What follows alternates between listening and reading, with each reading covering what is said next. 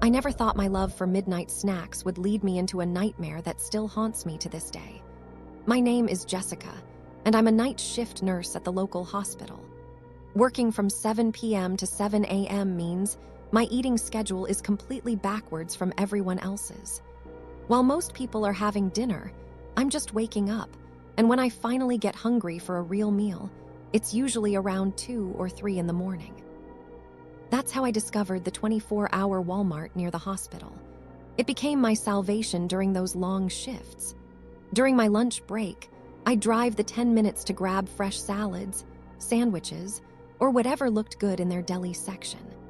The store was always eerily quiet at that hour, with just a skeleton crew restocking shelves and maybe 1 or 2 other night shift workers like myself wandering the aisles. Everything was routine until about 3 months ago. I had been going to this Walmart regularly for nearly a year when I first noticed him. He was working in the grocery section, a middle-aged man with graying temples and a perfectly pressed blue vest. What struck me immediately was how professional he seemed compared to the other overnight employees. While they usually looked tired and disheveled, this man was always impeccably groomed, even at 3 a.m. The first time we interacted, I was grabbing a Caesar salad from the refrigerated section when he approached me with a warm smile. "Working late tonight?" he asked in a friendly tone.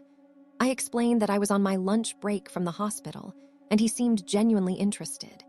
He told me his name was Marcus, and that he'd been working overnight grocery for about 6 months. He was knowledgeable about the products, helpful, and seemed like the kind of employee any store would be lucky to have. Over the next few weeks, Marcus and I developed what I thought was a friendly customer-employee relationship. He'd always greet me when I came in, sometimes recommending new products or letting me know when items I usually bought were about to go on sale. He mentioned that he lived alone and used to work in retail management before taking this overnight position. I appreciated having someone to chat with during those lonely 3 a.m. shopping trips. But gradually, things started to feel different. Marcus began asking more personal questions. Where exactly did I work at the hospital? What floor? Did I drive myself to work? Did I live alone? At first, I dismissed my growing unease. Night shift workers often became chatty with the few people they regularly encountered during those isolated hours. I convinced myself I was being paranoid. Then came the night that changed everything. I was running late for my break and rushed into the store around 2:45 a.m. I needed to grab something quick and get back before my supervisor noticed my extended absence. I was moving fast through the aisles when Marcus appeared seemingly out of nowhere, blocking my path. "Jessica, wait," he said, and something in his tone made my skin crawl. "I've been thinking about you a lot.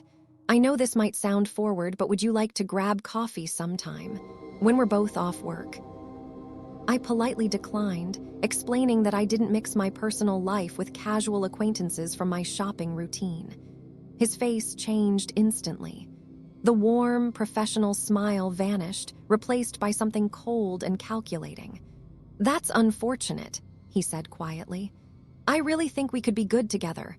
I know a lot about you, Jessica, more than you might think." The way he said my name sent chills down my spine. I quickly grabbed a protein bar from the nearest shelf and headed to self-checkout, my hands shaking as I scanned the item. Marcus didn't follow me, but I could feel his eyes on me the entire time. Over the next week, I tried to convince myself that the encounter was just awkward, not threatening. But when I returned to the store the following Tuesday, Marcus was there again, and his behavior had escalated. He didn't just greet me. He followed me through my entire shopping trip, maintaining a distance of about 20 feet but never letting me out of his sight. When I moved to the pharmacy section, he found a reason to stock nearby shelves. When I went to grab a drink from the refrigerated section, he suddenly needed to organize that exact area. I decided to test my suspicions. Instead of my usual routine, I deliberately walked to the automotive section, then to electronics, then to the craft supplies. Each time, within minutes, Marcus would appear in the same section, always with some work-related excuse for being there.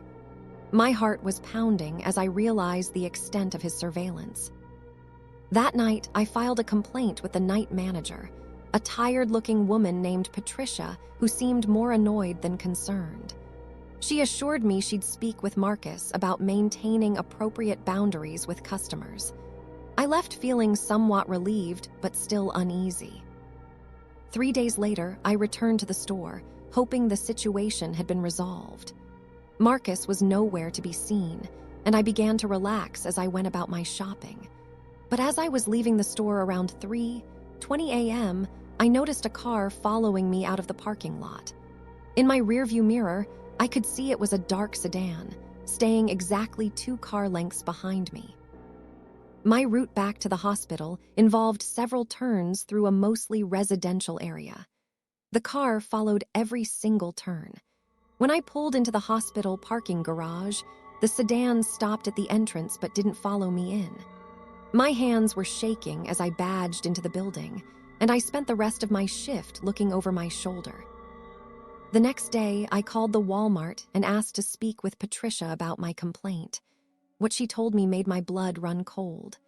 "I'm sorry, miss, but there's been some confusion. We don't have any employee named Marcus in our grocery department. In fact, we don't have any Marcus working overnight at all. Can you describe this person?" When I described him, Patricia was quiet for a long moment. Then she said, "Ma'am, I think you need to file a police report. What you're describing sounds like someone who's been impersonating our employee.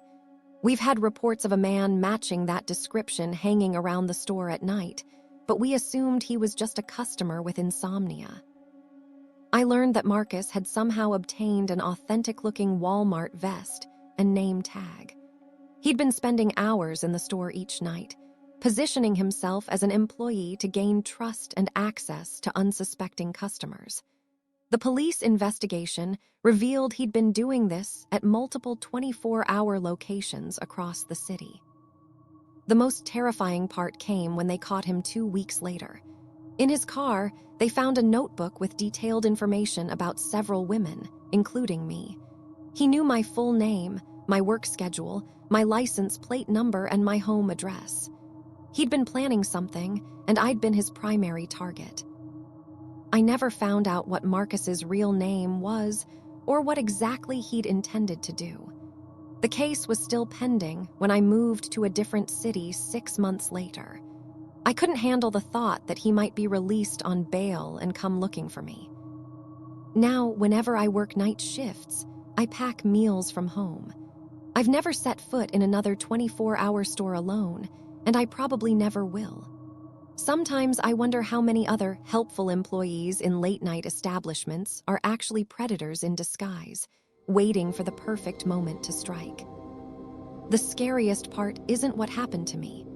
It's knowing that Marcus is probably out there right now, in some other store, wearing some other uniform, targeting some other unsuspecting woman who just needs to grab a late-night snack. I've always considered myself a pretty observant person, maybe too observant for my own good. My wife says I notice things that most people miss, and she's probably right. It's a trait that served me well during my 20 years as a detective, but in retirement, it sometimes makes me see danger where there might not be any. At least, that's what I thought, until the night I realized my instincts had potentially saved a child's life.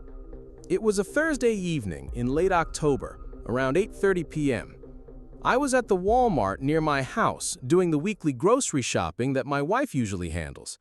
She was out of town visiting her sister, so the task fell to me.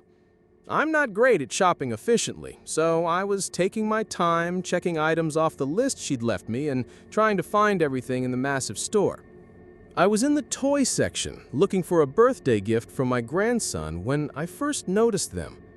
A man, probably in his 40s, was crouched down talking to a little girl who couldn't have been more than 6 years old. She had curly blonde hair and was wearing a pink jacket with unicorns on it. The man was showing her different toys, and she seemed excited about a stuffed elephant he was holding. At first glance, it looked like a normal father-daughter shopping trip, but something felt off. Maybe it was my years of training, or maybe it was the way the man kept glancing around nervously, but I found myself paying closer attention. I pretended to examine a remote-controlled car while listening to their conversation. "Your daddy said you could pick out any toy you want, but we need to be quick, okay? He's waiting for us outside." The little girl seemed confused. "My daddy? But my daddy is at work. Mommy brought me here." The man's response made my blood run cold. "No, sweetie, remember? Your mommy said it was okay. She's talking to the nice people at the front of the store. She'll meet us in a minute." I watched as the girl's face scrunched up in confusion. She was too young to articulate what was wrong, but her instincts were telling her something wasn't right. The man stood up and gently took her hand. "Come on, let's go find Mommy. She's probably wondering where we are." That's when I knew. The man's body language, the way he kept checking his surroundings, the confusion in the child's responses, everything screamed danger. I had to act, but I needed to be careful. If I was wrong, I'd be accusing an innocent person of attempted kidnapping. If I was right, and I hesitated, a child's life could be destroyed forever. I decided to approach them casually. "Excuse me," I said, walking over with the toy car still in my hands. "I couldn't help but notice this beautiful little girl. She reminds me so much of my granddaughter." The man immediately stiffened. His grip on the girl's hand tightened, and I saw her wince slightly. "We're actually in a hurry," he said, his voice strained. "Her mother is waiting for us." I crouched down to the girl's level, making sure to keep my voice gentle and non-threatening. "Hi there, sweetheart. What's your name?" "Emma," she said quietly, looking up at the man with uncertain eyes. "That's a beautiful name. Emma, are you here with your mommy today?" Before she could answer, the man pulled her slightly behind him. "Like I said, we really need to go. Her mother is expecting us." But Emma spoke up anyway. "Mommy is looking at the makeup. She told me to stay right here and not move." She pointed toward the cosmetics section, which was on the complete opposite side of the store. The man's face went pale. I stood up slowly, making sure to position myself between him and the most direct route to the exits. "You know what?" I said conversationally. "Why don't we help Emma find her mom? I bet she's worried sick." "That's not necessary," the man said quickly. "I know where she is." "Great," I replied. "Then you won't mind if we all go together." The standoff lasted maybe 10 seconds, but it felt like an eternity.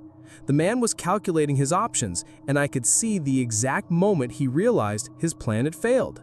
He suddenly released Emma's hand and said, "Actually, I just remembered I have to make a phone call. You can help her find her mom."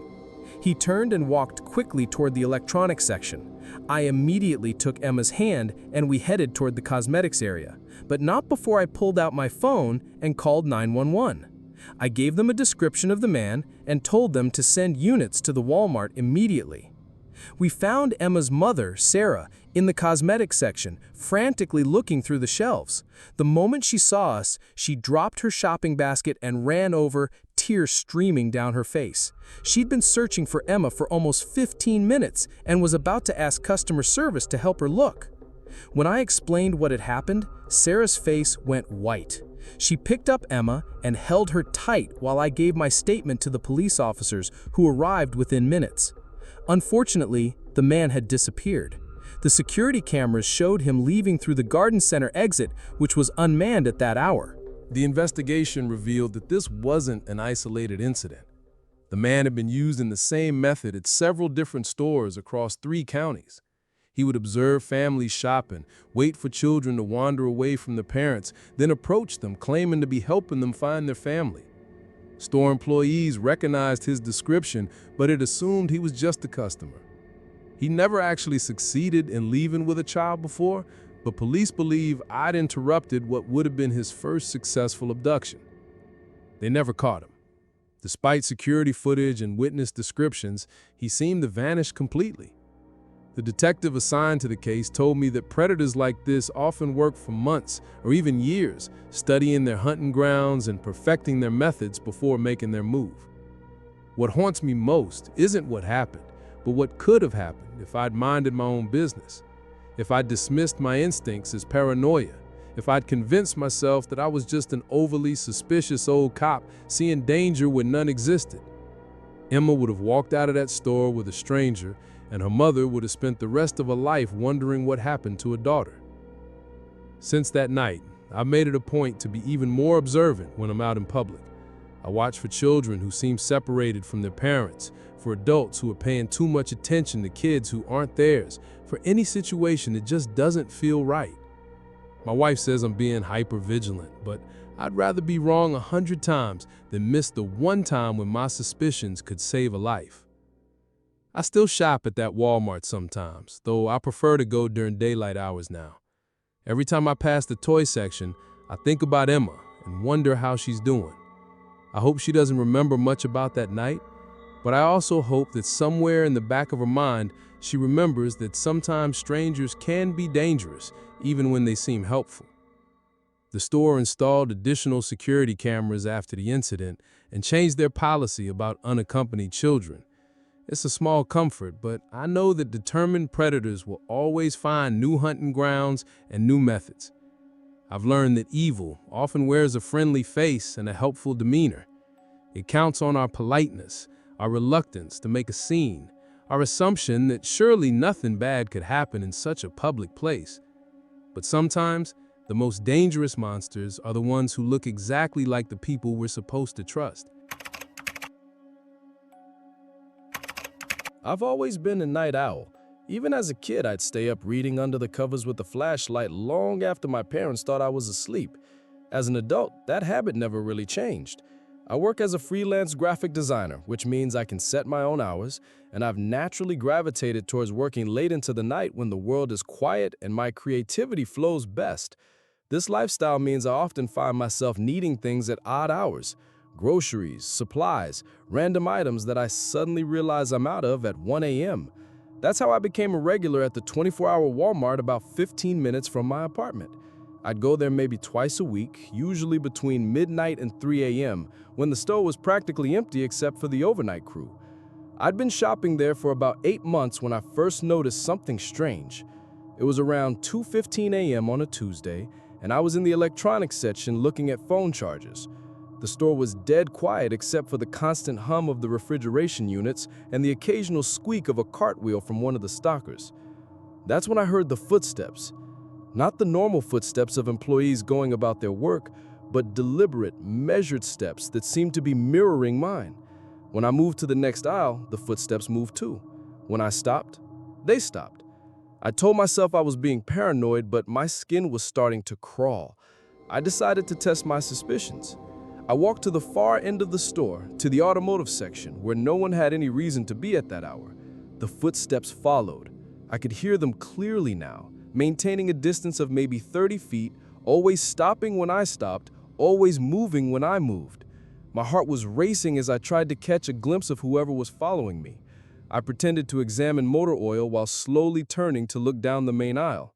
That's when I saw him, a tall, thin figure in dark clothing, standing at the intersection of two aisles about 40 feet away. The moment our eyes met, he stepped back into the shadows. I was dealing with someone who was deliberately stalking me through the store.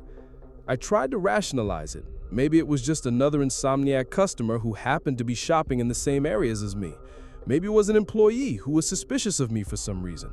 But deep down, I knew this was something else entirely. The calculated nature of the following, the way he disappeared the moment I spotted him, this wasn't coincidental. When I reached the self-checkout area, I glanced back and saw the figure again, now standing near the pharmacy section, partially hidden behind a display. He was too far away for me to make out his features clearly, but I could see that he was watching me intently. I quickly scanned my items, just a phone charger and an energy drink, and headed for the exit. The automatic doors seemed to take forever to open, and I half expected to feel a hand on my shoulder at any moment, but I made it outside without incident. The parking lot was mostly empty, with just a few cars scattered around. I'd parked toward the back, away from the building. which now seemed like a terrible decision. As I walked quickly toward my car, I couldn't shake the feeling that I was being watched. The security lights created pools of harsh white light separated by deep shadows, and I found myself scanning each dark area for movement. I reached my car and fumbled with the keys, my hands shaking more than I cared to admit. As I started the engine, I looked back at the store and saw a figure standing just inside the glass doors, silhouetted against the fluorescent lighting. He was tall and thin, definitely the same person who had been following me. I drove home that night with my doors locked and my eyes constantly checking the rearview mirror. I didn't see anyone following me, but the feeling of being hunted stayed with me for hours. I told myself it was a one-time thing, maybe just some weird customer or a confused employee. But when I returned to the store 3 days later, it happened again. This time, I noticed the stalking behavior almost immediately. I was in the grocery section when I heard those same deliberate footsteps, always staying one aisle away, always matching my pace. This time, I was prepared. I had my phone ready, and I'd parked close to the building under the brightest lights I could find. I also made sure to shop during the busiest part of the overnight period, when there were more employees around. But my stalker had adapted too. Instead of following me through the aisles, he positioned himself at strategic points throughout the store where he could observe me from a distance. When I was in groceries, I'd catch glimpses of him near the clothing section. When I moved to electronics, he'd appear near the pharmacy. He was creating a web of surveillance that covered nearly the entire store. The most disturbing part was his patience. He never approached me directly, never tried to interact with me, never did anything that I could definitively call threatening. He just watched and waited. It was like he was studying me, learning my patterns, preparing for something. On my fourth encounter with this stalker, I decided to involve store security. I found the night manager, a middle-aged woman named Carol, and explained the situation. She took it seriously and pulled up the security footage from my previous visits. What we saw on those monitors chilled me to the bone. The cameras had captured everything, not just the stalking behavior I'd noticed, but so much more. The man would arrive at the store about 10 minutes before I did, as if he knew my schedule. He'd position himself near the entrance and wait for me to arrive. Then he'd follow me throughout my entire shopping trip, always staying just out of my direct line of sight, but never losing track of me. But the most disturbing footage was from the parking lot cameras. After I'd leave, he would follow me outside and watch me drive away. Then he'd get into his own car, a dark pickup truck, and drive in the same direction I'd gone. The cameras only covered the parking lot, so we couldn't see how far he followed me, but it was clear that his surveillance didn't end when I left the store. Carol immediately called the police, and within 20 minutes, 2 officers arrived to review the footage and take my statement. They told me this was classic stalking behavior and that I was right to report it. They also mentioned that they'd been getting reports of similar incidents at other late-night businesses in the area. The officers advised me to vary my shopping times and locations, to always park in well-lit areas close to the building, and to call them immediately if I saw the man again. They also stationed a patrol car in the Walmart parking lot for the next several nights. I never saw my stalker again after that night, at least not at that store. But about 2 weeks later, I was grocery shopping at a different location, a 24-hour Kroger across town, when I had the distinct feeling I was being watched again. I didn't see anyone following me directly, but something felt familiar about the atmosphere, the sense of being observed. When I got to my car that night, I found a note tucked under the windshield wiper. It was handwritten in block letters, "You can't hide forever." I called the police immediately and gave them the note, but there wasn't much they could do. No fingerprints, no security footage of who left it, no way to prove it was connected to my Walmart stalker. But I knew it was him. He'd found me again. That was 6 months ago. Since then, I've completely changed my shopping habits. I only go to stores during daylight hours now, always when they're busy with other customers. I vary my locations and my schedule unpredictably. I've installed security cameras around my apartment, and I carry pepper spray everywhere I go. I still don't know who he was or what he wanted from me. The police think he might have been building up to a home invasion, using his surveillance to learn my patterns and find the best time to strike. Others suggested he might have been planning something even worse. What terrifies me most is that he's still out there. Somewhere in this city, he's probably watching someone else, learning their routine, preparing for his next move. Maybe he's moved on to a different victim, or maybe he's just biding his time, waiting for me to let my guard down. I used to love the peace and quiet of late-night shopping. Now, every shadow in an empty store feels like it might be hiding a predator. Every footstep that echoes through vacant aisles makes my heart race. The solitude that once felt peaceful now feels dangerous, vulnerable. Sometimes I wonder how many other people are being stalked like this without even realizing it. How many quiet followers are out there, watching and waiting in the fluorescent-lit wilderness of 24-hour stores? How many predators have learned that the middle of the night is when people are most isolated, most vulnerable, most trusting? I'll never know if my stalker is still looking for me, but I know I'll never feel safe shopping alone at night again. The darkness that once felt like freedom now feels like a hunting ground, and I'm constantly reminded that sometimes the most dangerous predators are the ones you never see coming. My name is Rachel, and I used to think that being friendly and polite to everyone was just good manners.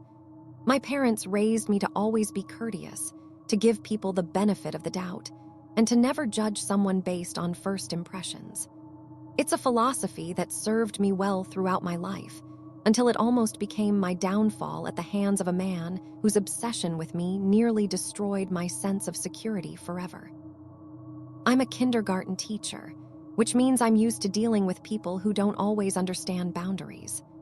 5-year-olds will hug you without warning, follow you around the classroom, and ask intensely personal questions with complete innocence. But nothing in my professional experience prepared me for dealing with an adult who exhibited similar behavior with much more sinister intentions. It all started about 18 months ago when I moved to a new apartment across town. The location was perfect for my commute to school, and there was a Walmart just 3 blocks away, which made grocery shopping incredibly convenient. I'm not someone who likes to meal prep on weekends, so I prefer to buy fresh ingredients every few days. This meant I became a regular at that Walmart, usually stopping by around 4:30 p.m. after school let out. The first time I encountered David, though I didn't learn his name until much later, he seemed like just another friendly customer. I was in the produce section, trying to pick out avocados for my dinner, when he approached with a warm smile. "Excuse me," he said politely. "You look like someone who knows their way around healthy food. Could you help me pick out a good pineapple? I've never been good at knowing when they're ripe."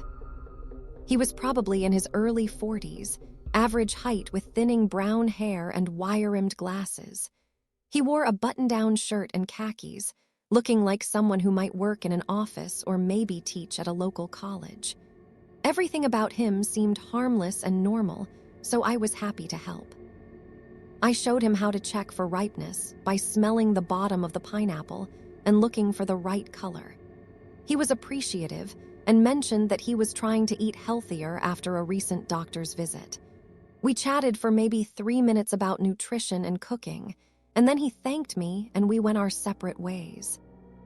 I thought nothing of the encounter until I saw him again 4 days later in the same store. This time, he was in the dairy section when I walked by, and he immediately recognized me. "Hey, it's the pineapple expert," he said with that same warm smile. "That fruit you helped me pick was perfect. I made a smoothie with it that was amazing." Again, he seemed genuinely grateful and friendly. We talked briefly about smoothie recipes, and he mentioned that he lived alone and was still learning to cook for himself after a divorce. I felt sorry for him and offered a few simple recipe suggestions. He listened intently to everything I said, asking follow-up questions and seeming genuinely interested in my advice. Over the next few weeks, these encounters became more frequent. It seemed like every time I went to Walmart, David was there too. He always had a reason to start a conversation, asking about vegetables, commenting on products I was buying, or updating me on how one of my previous suggestions had worked out. He began to remember details about our past conversations with remarkable accuracy, bringing up things I'd mentioned in passing weeks earlier. At first, I was just impressed by his memory and touched by his appreciation for my help. But gradually, something started to feel off. The coincidence of running into each other so frequently seemed unlikely, especially since I varied my shopping times based on my school's schedule and evening plans. More concerning was how his questions were becoming increasingly personal. He started asking about my work, where I taught, what my schedule was like. He wanted to know if I lived alone, if I had family in the area, what I did for fun on weekends. When I mentioned that I taught kindergarten, his entire demeanor changed. His questions became more intense, and he wanted to know everything about my daily routine with the children. "That must be such rewarding work," he said one evening, standing closer to me than felt comfortable. "I bet you're amazing with kids. Do you have any of your own?" When I told him I didn't have children yet, he nodded thoughtfully. "Someday, though, right? You'd make such a wonderful mother. I can tell just by talking to you." The way he said it made my skin crawl, but I was still trying to give him the benefit of the doubt. Maybe he was just lonely and socially awkward. Maybe his divorce had left him desperate for human connection, and he didn't realize how his behavior was coming across. But then the encounters started happening outside of Walmart. I was getting coffee at a cafe near my school one Saturday morning when David appeared at my table as if out of nowhere. "Rachel, what a wonderful surprise," he said, though something about his tone suggested this meeting wasn't as unexpected for him as it was for me.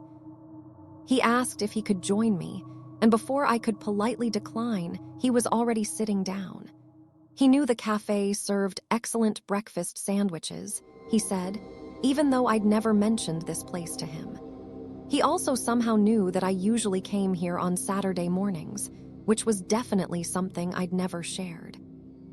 During that conversation, David revealed that he'd been thinking about me a lot. He said he looked forward to our chats at Walmart and that talking to me was the highlight of his week. He asked if I'd like to have dinner with him sometime, suggesting a restaurant that happened to be very close to my apartment, another detail I'd never given him. I politely declined, explaining that I made it a policy not to mix my social life with casual acquaintanceships. He seemed disappointed but not angry, and he said he understood completely. He hoped we could continue being friends, and that maybe I'd change my mind someday. After that coffee shop encounter, I started paying more attention to my surroundings.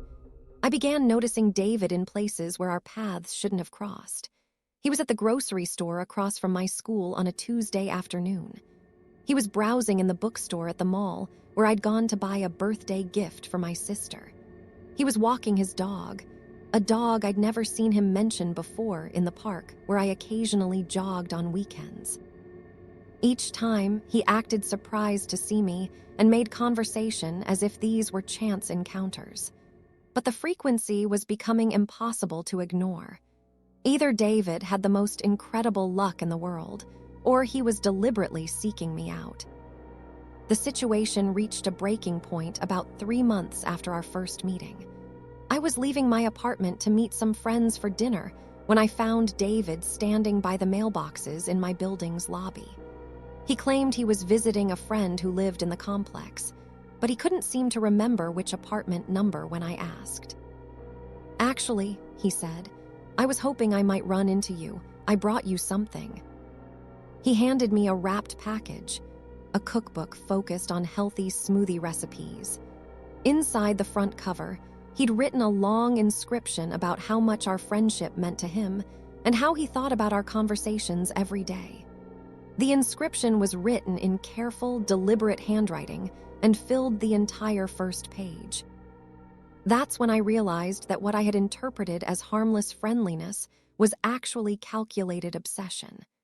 David had been studying me, learning my routines, and positioning himself in my life under the guise of coincidental meetings. The cookbook wasn't just a thoughtful gift. It was evidence of how much time and energy he'd been investing in his fixation on me. I thanked him for the book, but made it clear that I was uncomfortable with him showing up at my apartment building. I explained that while I appreciated his friendship, I needed him to respect my privacy and personal space. His reaction was immediate and troubling. His friendly demeanor disappeared entirely, replaced by something cold and calculating. "I don't think you understand," he said quietly. "We have something special, Rachel. I've been nothing but kind to you, and you're treating me like some kind of criminal." He stepped closer to me, and I instinctively backed toward the elevator.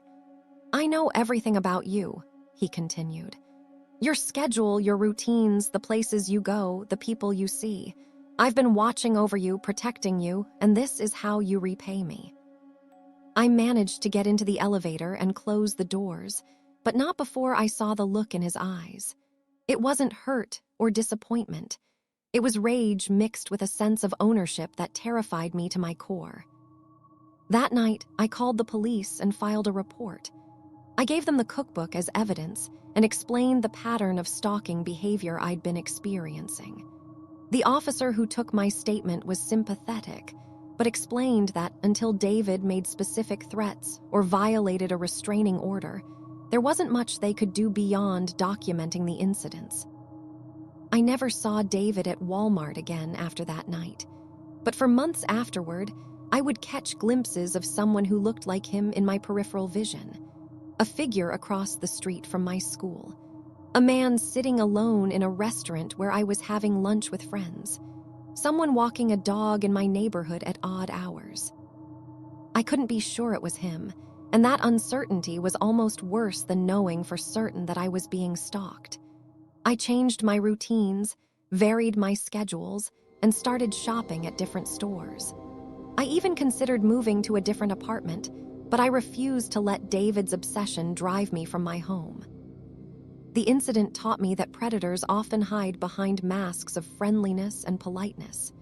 David never did anything overtly threatening until that final confrontation. He built his obsession gradually, using my own courtesy and kindness against me.